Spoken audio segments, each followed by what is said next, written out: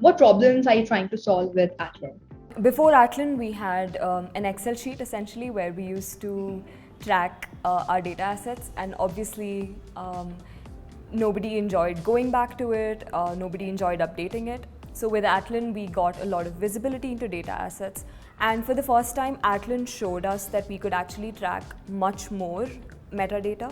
So we started tracking things like lineage and deprecated assets, as well as enhancing our data dictionary. Atlan's API also allowed us to pull that data elsewhere. So it really changed the way we looked at our metadata.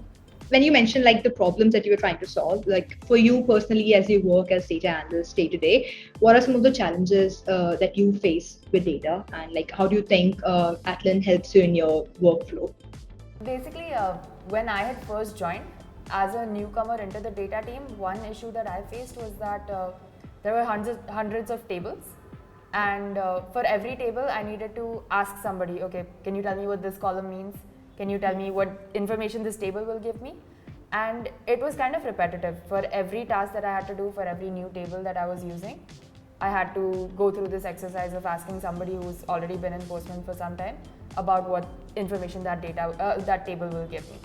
So one thing I like about Atlan is that I can do this without actually asking for help.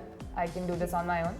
Yeah, and also, in terms of when you're onboarding somebody to the data ecosystem, just telling them about Atlan instantly makes it much easier for you as a mentor or a buddy, because they're able to get a lot of information in a self-serve fashion. And obviously we still do talk a lot with each other about what happens with data, but we're constantly trying to move all of that context to Atlan and keep it updated there.